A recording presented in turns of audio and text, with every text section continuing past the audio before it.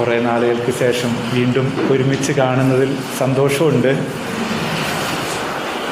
ഇതുവരെ നമ്മൾ ധ്യാനിച്ചതിൽ നിന്ന് വ്യത്യസ്തമായൊരു ധ്യാനമായിരിക്കും ഈ ധ്യാനം എന്നൊരു സ്വപ്നമുണ്ട്. ആ സ്വപ്നത്തിന് എനിക്ക് സന്തോഷമുണ്ട്. നിങ്ങൾ തന്നെയാണ് സാക്ഷികളായിരിക്കുക എന്നുള്ളത്. അപ്പോൾ നമ്മുടെ ധ്യാനം വെളിപാട് ധ്യാനമാണ്, റെവലേഷൻ റിട്രീറ്റ്. എൻ്റെ ടൈറ്റില് റെവലേഷൻ റിട്രീറ്റ്. ഈ പുസ്തകത്തിൻ്റെ ആദ്യം തന്നെ നമുക്കൊരു വചനത്തിലൂടെ സമ്മറി കാണാം. ഈ പുസ്തകം എന്താണ്? വെളിപാടിൻ്റെ പുസ്തകം 1-ാം അധ്യായം 19-ാം വചനം, റെവലേഷൻ 1:19. ആ ആ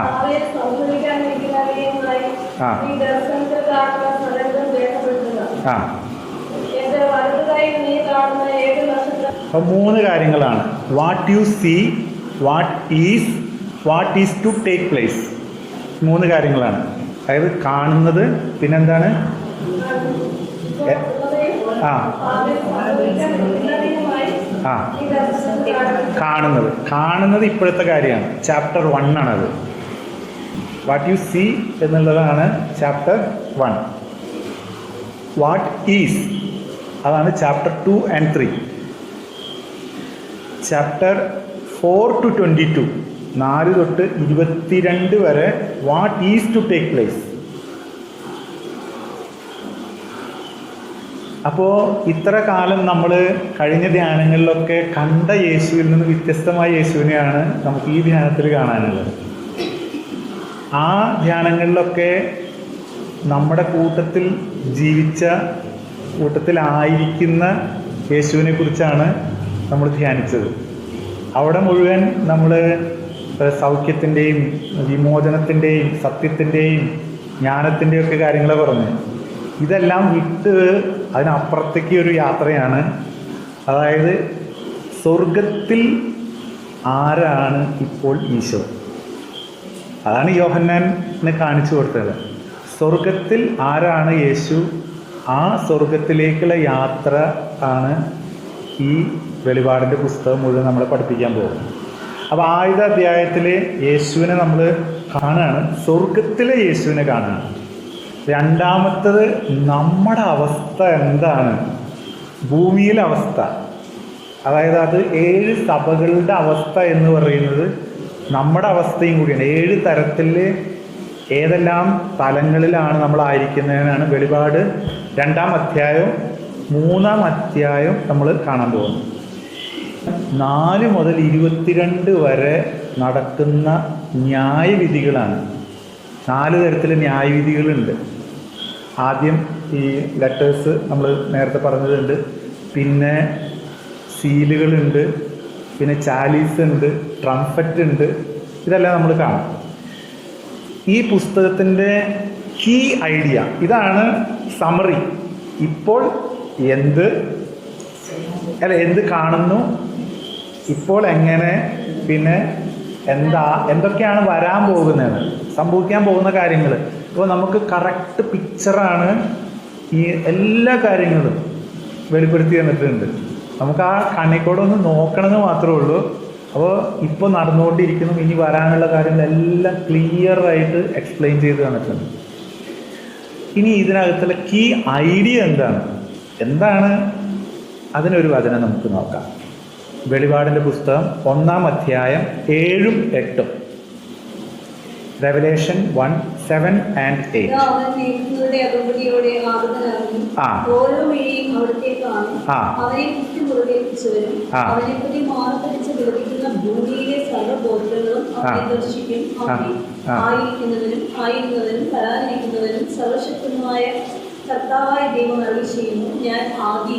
അന്തവുമാണ്. അപ്പോൾ 2 കാര്യങ്ങളാണ് ഇതിൻ്റെ കീ ഐഡിയ എന്ന് പറയുന്നത് ഈ റെവലേഷൻ ബുക്കിലുള്ളത്. അതായത് ഈശോ തിരിച്ചു വരും, രണ്ടാമത് വരും. ഉറപ്പായിട്ടുള്ള കാര്യമാണ്, കൺഫേംഡ് കാര്യമാണ്. He will return in glory. അതാണ് ഒന്നാമത്തെ. രണ്ടാമത്തത്, God is sovereign over all of history. അതായത് ചരിത്രം മുഴുവൻ്റെയും അധിപനാണ് കർത്താവ്. ഈ ഒരു ബോധ്യമാണ് ഈ വചനം നമുക്ക് നൽകുന്നത്. ഈശോ തിരിച്ചു വരും. അപ്പോൾ നമുക്ക് നേരിട്ട് ആദ്യത്തെ കാര്യത്തിലേക്ക് തന്നെ കിടക്കാം. What you see. ഇംഗ്ലീഷിൽ ഈ വചനം തുടങ്ങുന്നത് എങ്ങനെയാണ്? The revelation of Jesus Christ എന്നാണ് സ്റ്റാർട്ടിങ്. അതായത് മലയാളത്തിലെ ട്രാൻസ്ലേഷൻ പോലെയല്ല, അതായത് അതിങ്ങനെ മലയാളത്തിൻ്റെ കോയിനിങ് ഓഫ് സെൻറ്റൻസ് കൊണ്ട് അത് രണ്ടാമതാണ്. ദ റെവലേഷൻ, റെവലേഷൻസ് എന്നല്ല, വെളിപാട് എന്നാണ് പറയുന്നത്. വെളിപാടുകളല്ല, ഒറ്റ വെളിപാടാണ്. Revelation of Jesus Christ. അപ്പോൾ ഇതൊരു തരത്തിൽ അനാവരണം, അൺവെയിലിംഗ് ആണ്. അപ്പോൾ ഇവിടെ കുറേയേറെ കാര്യങ്ങൾ മിസ്റ്ററീസ് സിമ്പിൾസിലൂടെയൊക്കെ കാണിക്കുന്നുണ്ട്.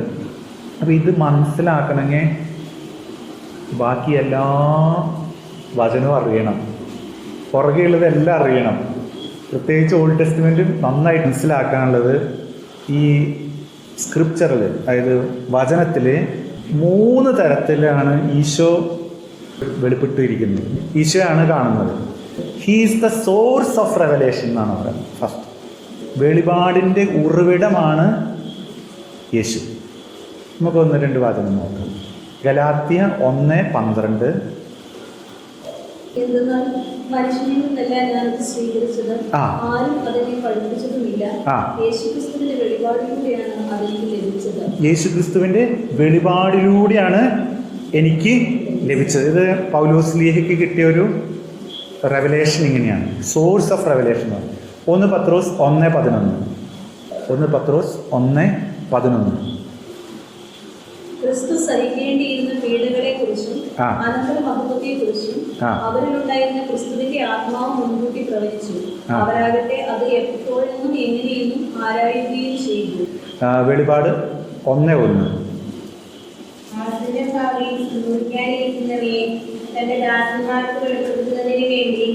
ദാസന്മാർക്ക് വെളിപ്പെടുത്തുന്നതിന് വേണ്ടി. അതുകൊണ്ട് he's the source of revelation. ഇനി രണ്ടാമത്തെ കാര്യം, he's the object of revelation. Luke 24:44.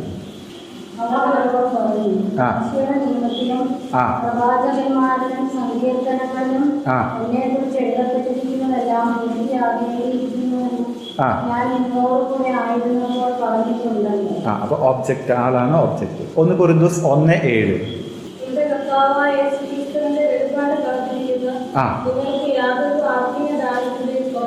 കുറവില്ല. കണ്ട, വെളിപാട് കാത്തിരിക്കുന്നവർക്ക് ഒന്നിൻ്റെയും കുറവില്ല. 2 തെസ്സലോനിക്ക 1:7.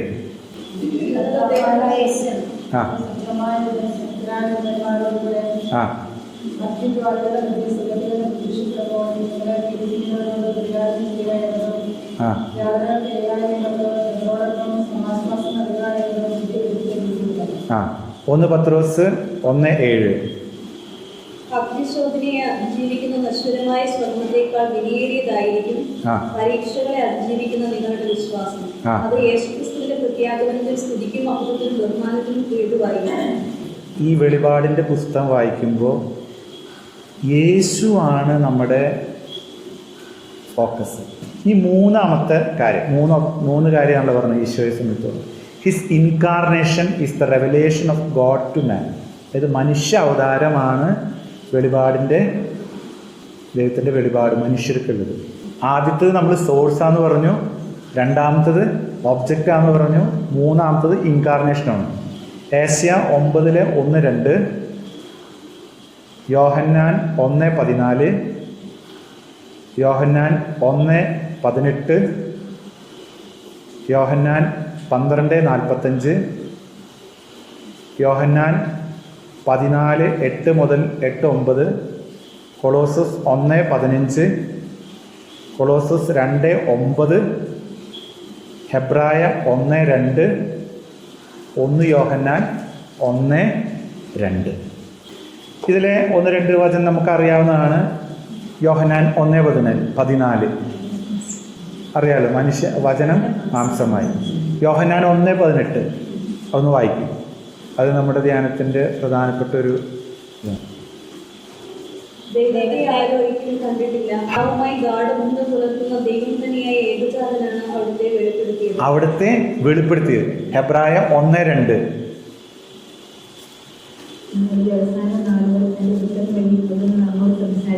കണ്ടോ, പുത്രൻ വഴി നമ്മളോട് സംസാരിച്ചിരിക്കുന്നു. ഇനി അപ്പം വചനത്തിലെല്ലാം പുത്രൻ വഴിയായിട്ട് നമ്മളോട് സംസാരിച്ചിട്ടുണ്ട്.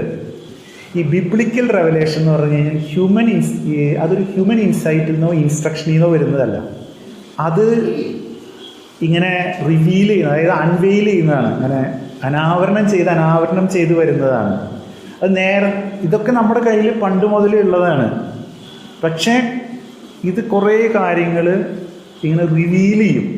ഇപ്പം ഇന്ന് ഈ ബിബ്ലിക്കൽ റെവലേഷൻ എന്ന് പറയുന്നത് അത് ഇനീഷ്യേറ്റ് ചെയ്യുന്നത് ദൈവമാണ്, മനുഷ്യനല്ല. ബൈബിളിലുള്ള വെളിപ്പെടുത്തലുകളൊക്കെ റിവീൽ ചെയ്യുന്നത് ആരാണ്? ഇനീഷ്യേറ്റ് ചെയ്യുന്നത്, തുടങ്ങി വെക്കുന്നത് ആരാ? ദൈവമാണ്. നമുക്ക് വചനം നോക്കാം. ഉൽപ്പത്തി 21:19. ഹാഗാറിന്റെ കണ്ണ് തുറന്നു കൊടുത്തത് ആരാ? ദൈവം അവളുടെ കണ്ണ് തുറന്നു. സംഖ്യ 22:31.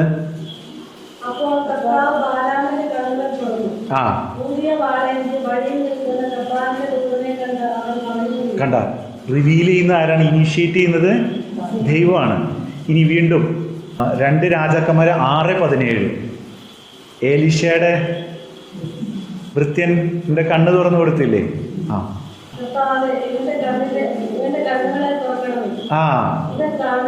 ഇവൻ കാണട്ടെ.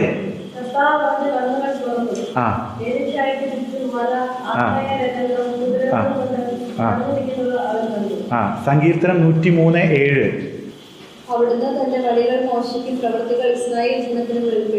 മത്തായി 16:17.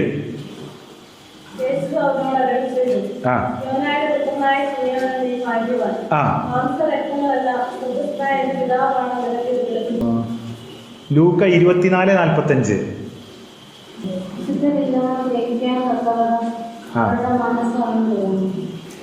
പരിശുദ്ധാത്മാവിന്റെ മിനിസ്ട്രി എന്താണെന്നറിയോ?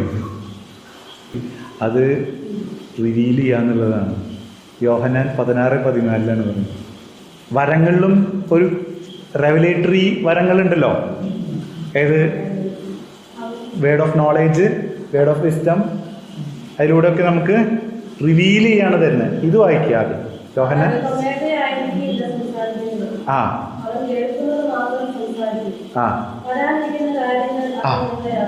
വരാനിരിക്കുന്ന കാര്യങ്ങൾ അത് മിനിസ്ട്രിയാണ്. Revealing ministry പരിശുദ്ധാത്മാവിന്റെയാണ്.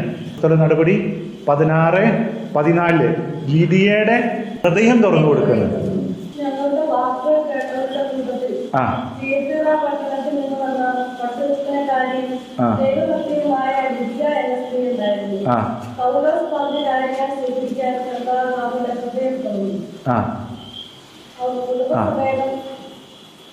ലൂക്ക 10:22.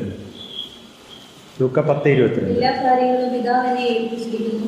പുത്രനാകുന്ന പിതാവല്ലാതെ ആരും ലഭിക്കുന്നില്ല. പിതാവാകുന്ന പുത്രനും പുത്രനെ ആക്കി വെളിപ്പെടുത്തുവാൻ ആഗ്രഹിക്കുന്നുവോ അവനുമല്ലാതെ മറ്റാരും ലഭിക്കുന്നില്ല. അപ്പൊ ഇതാണ് അടിസ്ഥാനപരമായിട്ട് ദൈവം വെളിപ്പെടുത്തുന്നു എന്ന് പറയുന്നത്. ഇനി നമുക്ക് ഈ വെളിപാട് നടക്കുന്ന ആത്മാവിലായിരിക്കുമ്പോഴാണ്. നമുക്കും വെളിപാട് കിട്ടേണ്ടത് ഏതിലാണ്? ആത്മാവിലായിരിക്കും. In the spirit. In the spirit എന്നാണ് പറയുന്നത്. വെളിപാട് 1:10 വായിക്കും. ആത്മാവിൽ ലയിച്ചിരിക്കുക. അപ്പൊ ഈ ആത്മാവിൽ ലയിച്ചിരിക്കുന്നതെന്ന് പറയുന്നത് നമ്മൾ വെളിപാടിന്റെ പുസ്തകം ഒരു സീക്വൻസിൽ കാണാണ്. തുടക്കം, ഈശോ സംസാരിക്കുന്നു, ജീസസ് കമ്മ്യൂണിക്കേറ്റ് ചെയ്യുന്നു, ക്രൈസ്റ്റ് കമ്മ്യൂണിക്കേറ്റിംഗ്, വെളിപാട് 1:1. പിന്നെ ക്രൈസ്റ്റ് ഇൻ ദ ചർച്ച്, അത് വെളിപാട് 1:9-10. അതെവിടെ വെച്ച? ലൊക്കേഷൻ എവിടെയാ? പാത്മോസിൽ വെച്ചാണ്. ഇനി രണ്ടാമത്തത് Christ in the cosmos. Christ in the cosmos, അത് വെളിപാട് 4:1-2.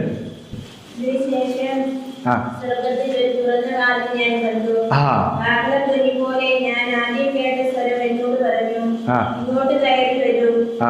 നീ സംഭവിക്കേണ്ടവ നിനക്ക് ഞാൻ കാണിച്ചു തരാം. ആ. പെട്ടെന്ന് ഞാൻ ആത്മീയ അനുഭൂതി കണ്ട, ആത്മീയ അനുഭൂതിയിൽ ലയിച്ചു. അപ്പൊ ഈ സ്വർഗീയ ദർശനങ്ങൾ ഉണ്ടാവുകയാണ്. ഇനി ക്രൈസ്റ്റ് ഇൻ കോൺക്വസ്റ്റ്, വെളിപാട് 17:3. ആ ദൂതൻ ആത്മാവിൽ എന്നെ മരുഭൂമിയിലേക്ക് നയിച്ചു. ഇനി ക്രൈസ്റ്റ് ഇൻ കൺസ്യൂമേഷൻ, അതായത് പൂർത്തീകരണം എന്നാട്ടോ വാക്കിന്റെ അർത്ഥം. റെവലേഷൻ 21:10. അനന്തരം അവൻ ഉയരമുള്ള വലിയൊരു മലയിലേക്ക് ആത്മാവിൽ എന്നെ കൊണ്ടുപോയി. കണ്ടോ? അപ്പൊ എവിടെയൊക്കെ കൊണ്ടുപോയി? ഐലൻഡിൽ കൊണ്ടുപോയി, ഹെവനിൽ കൊണ്ടുപോയി, വിൽഡർനെസ്സിൽ കൊണ്ടുപോയി, വലിയൊരു മലയിൽ കൊണ്ടുപോയി. അതായത് ഈ ആത്മാവ് ഇങ്ങനെ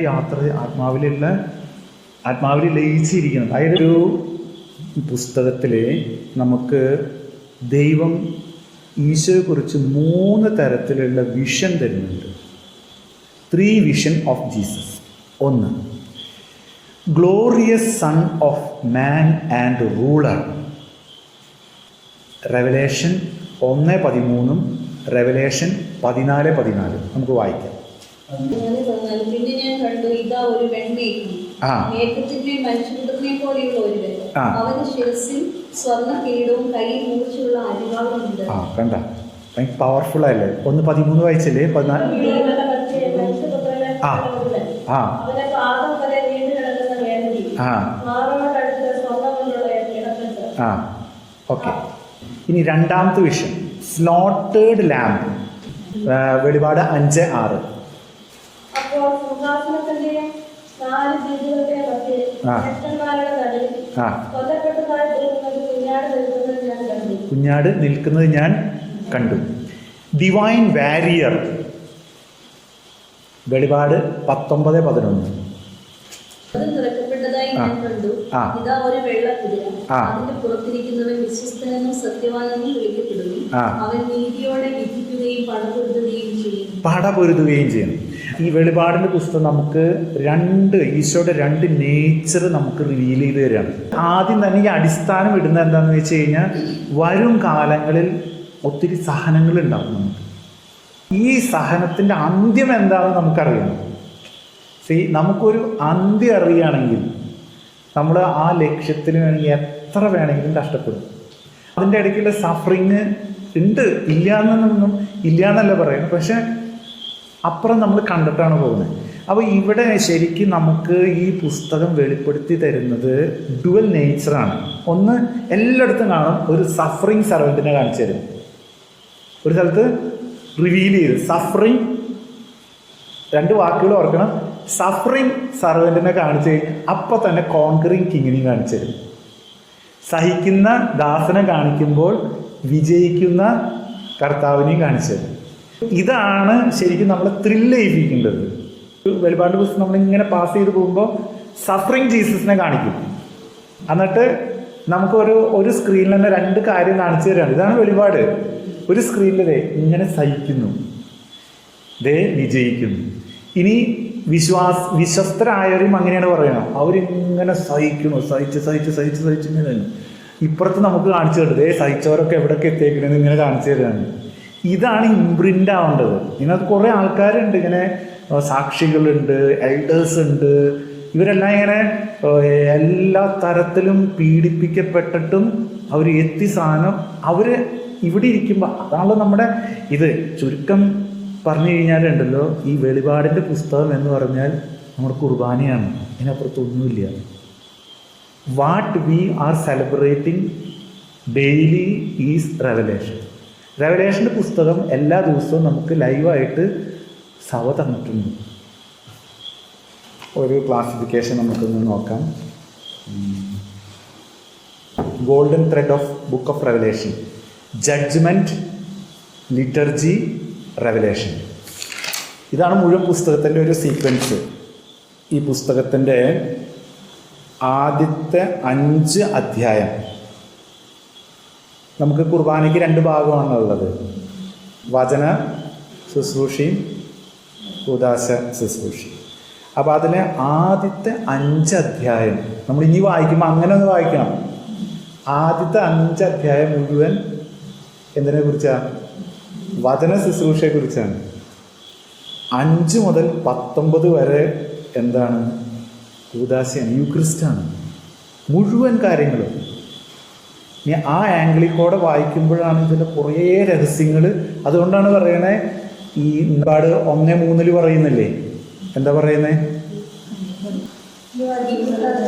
വാക്കുകൾ വായിക്കുന്നവരും ആ കേൾക്കുന്നവരും ഇത് എഴുതപ്പെട്ടിരിക്കുന്നത് പാലിക്കുന്നവരും ആ ആ സമയം എടുത്തിരിക്കുന്നു. അപ്പോൾ വായനയെക്കുറിച്ചല്ലേ പറയുന്നത്. പിന്നെ വെളിപാടിൻ്റെ പുസ്തകം 2-ാം അധ്യായം 3-ാം അധ്യായം 7 സഭകളിൽ വായിക്കേണ്ട കാര്യങ്ങളല്ലേ പറയുന്നത്. അത് ലിറ്റർജിക്കൽ റീഡിംഗ് ആണ്. വെളിപാടിൻ്റെ പുസ്തകം 5-ാം അധ്യായം ചുരുളു കൊടുക്കുന്നുണ്ട് അവർക്ക്. ഇനി കുർബാനയിലേക്ക് വരാം. റെവലേഷൻ 11 തൊട്ട് 22 വരെ ടെമ്പിൾ ലിറ്റർജിയാണ് മുഴുവൻ. അതിലെ റെവലേഷൻ 11:11 വായിച്ചു നോക്ക്. ആർക്ക് ഓഫ് കവനന്റ് കാണിച്ചു കൊടുക്കുന്നുണ്ട് ഇല്ലേ? പിന്നെ വെളിപാട് 16:1 തൊട്ട് 7 വരെ 7 ചാലിസ് ബവൽസ് കാണിക്കുന്നുണ്ട്. അത് പഴയ നിയമത്തിലെ ലിബേഷൻ സെറമണിയാണ്. ഇനി വെളിപാട് 19:9 മാരേജ് സപ്പർ, അത് യൂക്രിസ്റ്റിനെ കുറിച്ചാണ്. ഇത്രയും കാര്യങ്ങളാണ് ഇവിടെ കടന്നു പോകുന്നത്. കുർബാനയാണ് കടന്നു പോകുന്നത്.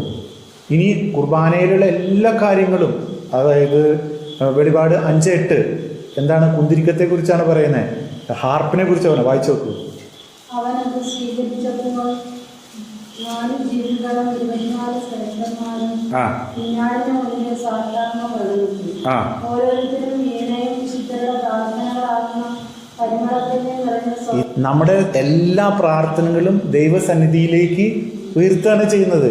കാരണം കുർബാനയാണ് സോഴ്സ് ആൻഡ് സബ്മിറ്റ്. അവിടെ ചെന്ന് എത്തുകയാണ്. വെളിപാട് 4:4 ശ്രേഷ്ഠന്മാര് ആ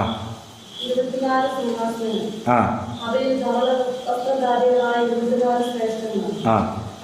ആ കുർബാന വസ്ത്രം വെളിപാട് 1:13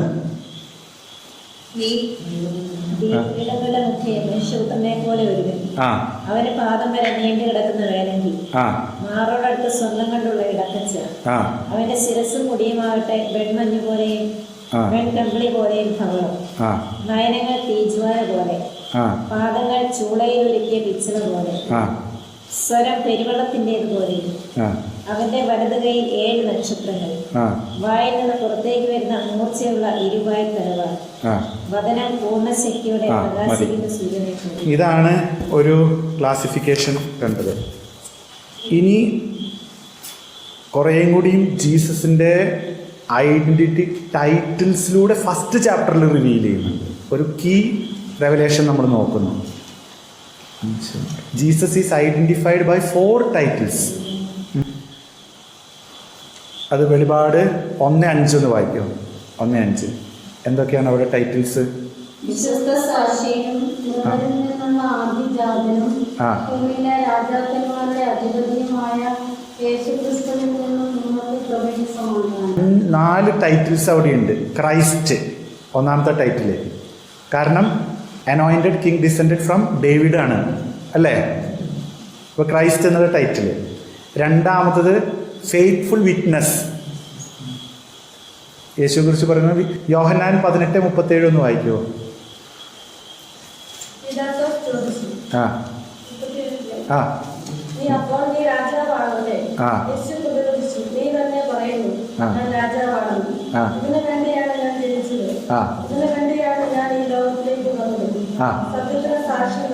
സത്യത്തിന് സാക്ഷ്യം നൽകാൻ. ഇനി first bone of the dead, മൂന്നാമത്തെ ടൈറ്റില്. അമൃതർ നാജിത. 1 കൊരിന്ത്യസ് 15:20. അടുത്തത് ruler of the Kings of the earth. Ruler of the Kings of the earth. Ephesians 1:20-21.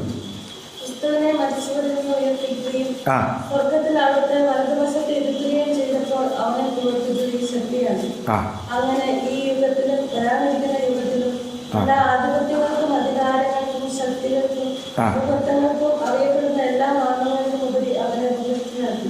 ഇനി ഈ സ്വർഗത്തിലിരിക്കുന്ന കർത്താവിനെ മാനുഷികമായിട്ടും ദൈവികമായിട്ടൊരു കാഴ്ചയുണ്ട്. അതാണ് റെവലേഷൻ 1:14. വായിക്കാം. റെവലേഷൻ 1:40. അവന്റെ ശിരസ്സ് മുടിയുമാകട്ടെ, ആ വെൺമഞ്ഞ് പോലെയും വെൺകമ്പളി പോലെയും ആ ധവളം, വെൺകമ്പളി പോലെയും ധവളം, ആ നയനങ്ങൾ തീജ്വാല പോലെ. ആ ഈ നമുക്ക് ആ നയനങ്ങളെ കുറിച്ചൊന്ന് നോക്കാം. അതായത് അതിമാനുഷികമായിട്ട് കാണാം. ലൂക്ക 22:61.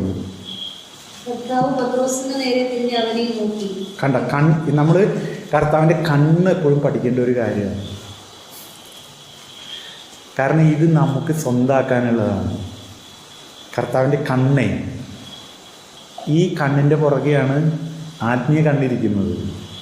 ആത്മീയ നേത്രങ്ങൾ തുറക്കണമെങ്കിൽ ആദ്യം കർത്താവിൻ്റെ കണ്ണിനെ ധ്യാനിച്ച് ആ മാനുഷികവും ദൈവികവുമായ കണ്ണ് നമ്മൾ സ്വന്തമാക്കണം. ഈ കണ്ണിൻ്റെ അപ്പുറത്തൊരു കണ്ണുണ്ട്. ഈ കണ്ണിന് ഭയങ്കര പവറുണ്ട്, കണ്ടിട്ടുണ്ട്. അപ്പോൾ അതായത് കർത്താവിൻ്റെ കണ്ണിന് വളരെയധികം കാരണമുണ്ട്.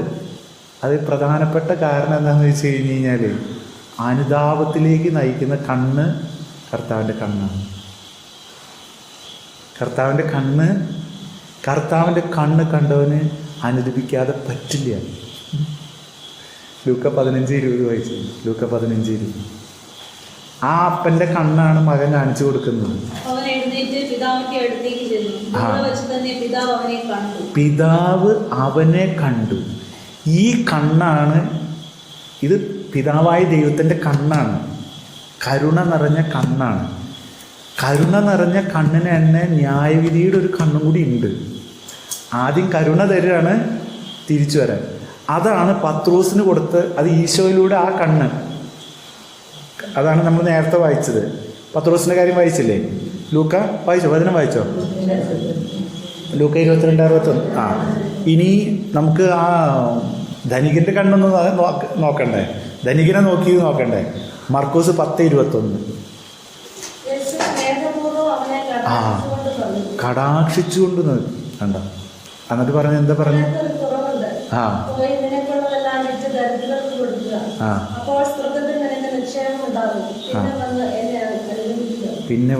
പിന്നെ വന്ന് എന്നെ അനുഗമിക്കുക.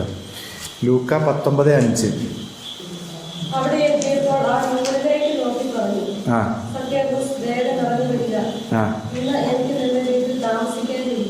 ആ ഇന്ന് നിന്റെ വീട്ടിൽ താമസിക്കേണ്ടിയിരിക്കുന്നു. ഇനിയാണ് ഇത് വളരെ സ്നേഹമുള്ള കണ്ണാണ്. പക്ഷെ വെളിപാടിൻ്റെ പുസ്തകം ഈ കണ്ണ് തരാനല്ല നിൽക്കുന്നത്. ഈ കണ്ണ് കാണിച്ചു തരാനല്ല വെളിപാടിൻ്റെ പുസ്തകം ഉള്ളത്. ഇത്തിരി സ്ട്രോങ് ആണ്. ഏത് ഈ കണ്ണ് നമ്മൾ വിചാരിക്കണ പോലെ കണ്ണല്ല. മാറത്ത് ചാഞ്ഞിരുന്ന യോഹന്നാൻ ഇത് കണ്ടപ്പോൾ കാൽക്ക വീണത്. അത് കണ്ടത് ഈ വന്നവൻ വളരെ പവർഫുള്ളാന്നുള്ള ഒരു ബോധം കിട്ടിയപ്പോഴാണ്. ഇവിടെ പറയുന്നതിന് ഫ്ലെയിം ഓഫ് ഫയർ എന്നാണ് പറയുന്നത്. 1:14 വായിക്കും. അവന്റെ ശിരസ്സ് മുടിയുമാകട്ടെ, വെൺമഞ്ഞ് പോലെയും വെൺകമ്പിളി പോലെയും ധവളം, നയനങ്ങൾ തീജ്വാല പോലെ. ഈ തീജ്വാല പോലെയുള്ളത് മറ്റേത് കാരുണ്യത്തിൻ്റെ കണ്ണാണ്. ഇതെന്ന് പറഞ്ഞാൽ ഷാർപ്പ് ആൻഡ് ലുക്കിംഗ് ആണ്. ഈശോയുടെ ഓംനിസെൻസ്, ഓംനി പ്രസൻസ് ആൻഡ് ജഡ്ജ്മെൻ്റ് ആണ് റിവീൽ ചെയ്യുന്നത്. ഓംനിസെൻസ് അതായത് എല്ലാം അറിയുന്ന, എല്ലായിടത്തും ആയിരിക്കുന്ന വിധികർത്താവിൻ്റെ കണ്ണാണിത്. അതായത് ഈ കണ്ണിൻ്റെ മുമ്പിൽ മനുഷ്യൻ്റെ ഒരു ഈവിൾ ആക്ടിവിറ്റിയും ഒളിഞ്ഞിരിക്കില്ല. അത്രയും ഷാർപ്പായിട്ടാണ് നോക്കുന്നത് ഇവിടെ. അതായത് സ്വർഗത്തിൽ നിന്ന് നോക്കുന്നത്. കുറച്ച് വചനങ്ങളിലൂടെ നോക്കാം. ജോബ് 28:24.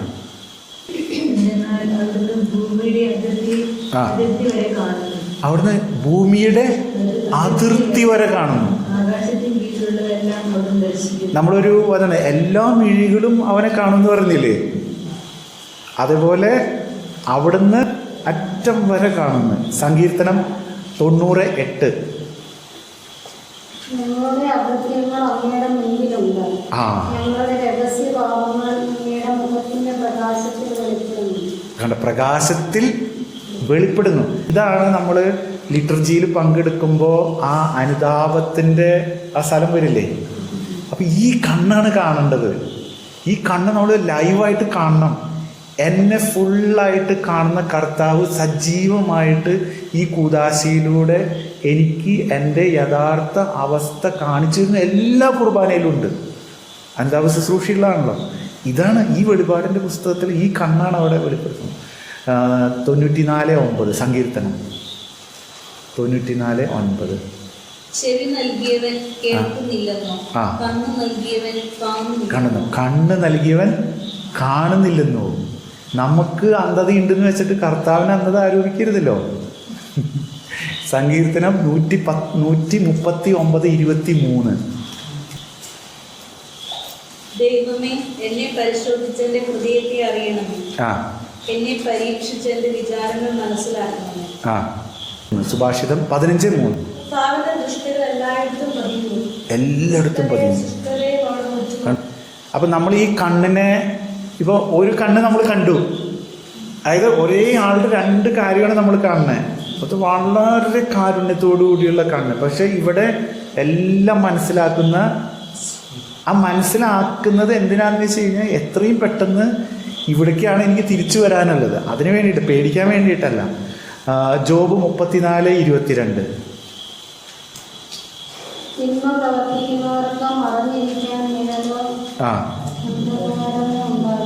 ഉണ്ടാവില്ല.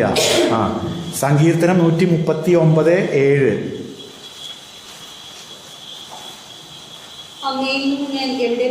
എവിടെ പോകും?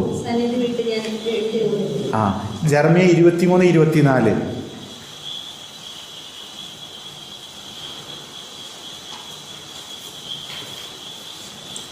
എനിക്ക് കാണാൻ കഴിയാത്തിടം ആർക്കെങ്കിലും രഹസ്യസങ്കേതത്തെ ഒഴിക്കാൻ സാധിക്കുന്നു. പറ്റില്ല.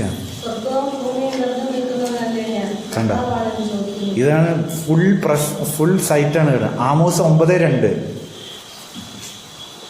അവർ പാതാളത്തിലേക്ക് തുറന്നിറങ്ങിയാലും ഞാൻ അവരെ പിടിക്കും.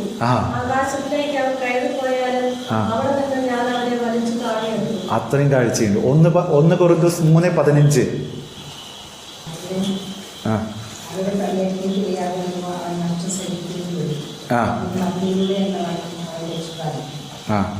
2 കൊറിന്തോസ് 5:10.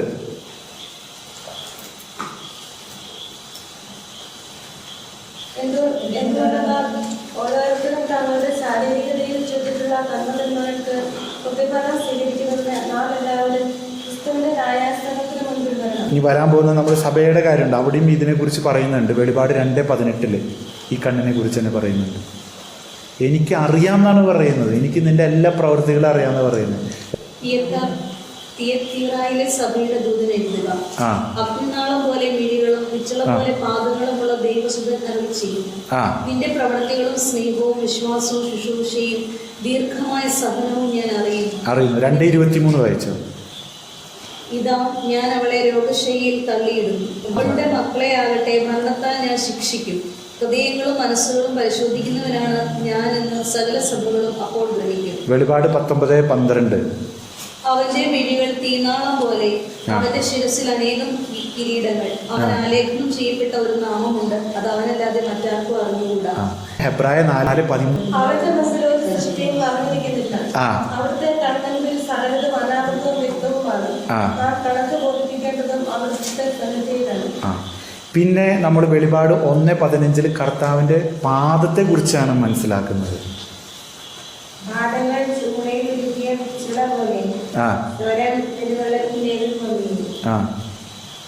ഇനി സ്വരത്തെ കുറിച്ച് പറയുന്നുണ്ട്.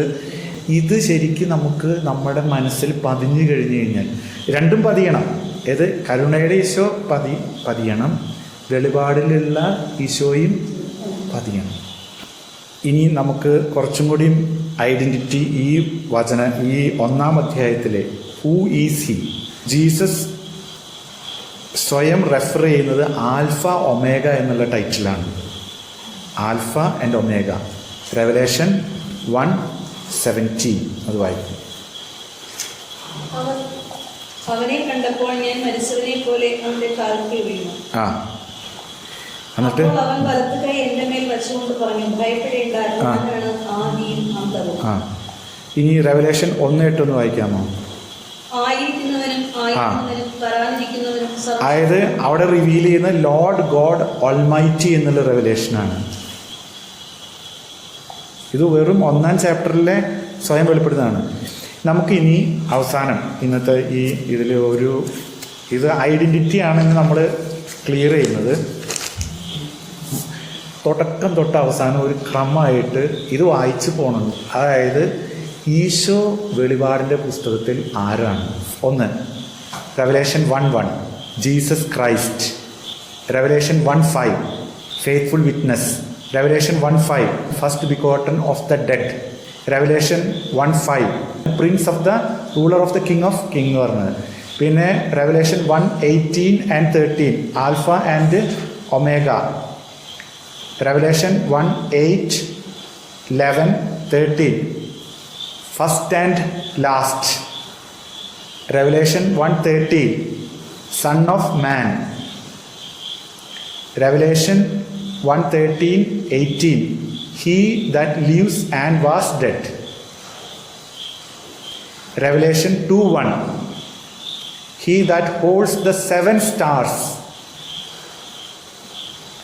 Revelation 2:1 he who walks amid the golden candlestick. Revelation 2:12 he who has the sharp double-edged sword. Revelation 2:18 Son of God. Revelation 2:23 he who tests minds and hearts. Revelation 3:1 he who holds the 7 spirits of God. Revelation 3:1 he who has the 7 stars. Revelation 3:7 the holy and true one. The holy and true one. Revelation 3:7 he who has the key of David. Revelation 3:7 he who opens what no man shuts. Again Revelation 3:7 he that shuts what no man opens. Revelation 3:14 ആമേൻ എന്നാണ് പറയുന്നത്. അതൊരു ടൈറ്റിലാണ്. Revelation 3:14 faithful and true witness. Revelation 3:14 the beginning of the creation of God. Revelation 4:11 Lord. Revelation 5:5 Lion of the tribe of Judah. Revelation 5:5 the root of David. Revelation 5:6 the standing lamb. Revelation 5:7 Revelation 19:7 Revelation 19:9 the lamb. Revelation 17:14 Lord of Lords. Revelation 17:14 King of Kings. Revelation 19:11 trustworthy and true. Revelation 19:11 rider of the white horse. Revelation 19:13-16 the word of God. Revelation 24 Christ. Revelation 22:6 the Lord of the holy prophets. Revelation 22:13 beginning and the end.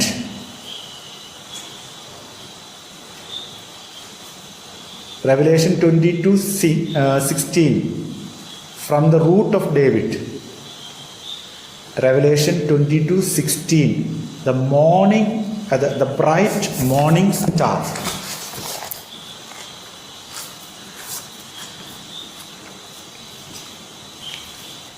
ഇനി നമ്മൾ കുറച്ച് titles യോഹന്നാൻ്റെ തന്നെ സുവിശേഷമായിട്ട് connect ചെയ്തും കൂടി വായിക്കും.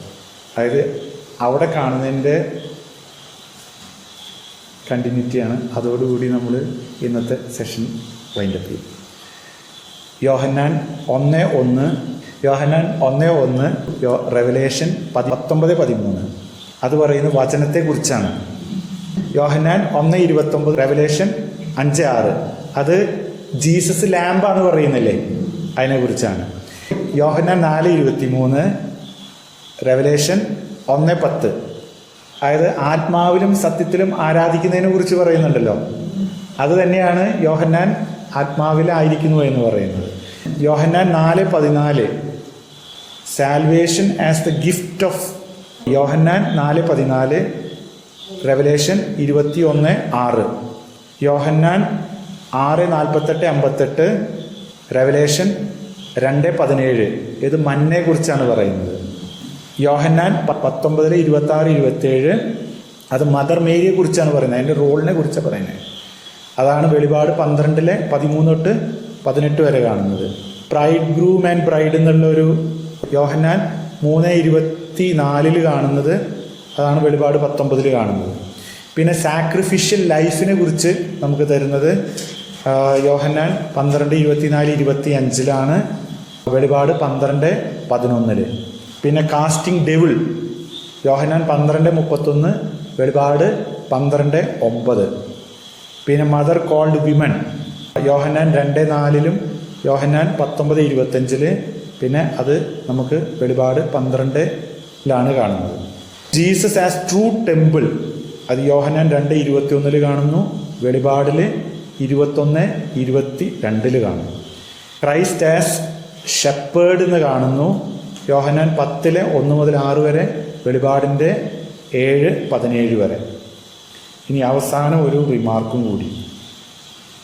ലോകാവസാനം എന്താണെന്ന് കണ്ടുപിടിക്കലല്ല വെളിപാടിൻ്റെ ലക്ഷ്യം. അതായത് ഞാൻ ക്രിസ്തുവിനെ മനസ്സിലാക്കുന്നു, എൻ്റെ അന്ത്യവും മനസ്സിലാക്കുന്നു. ക്രിസ്തുവിനെ അറിഞ്ഞില്ലെങ്കിൽ എൻ്റെ അന്ത്യവും ഞാൻ എങ്ങനെയാണെന്ന് മനസ്സിലാക്കും.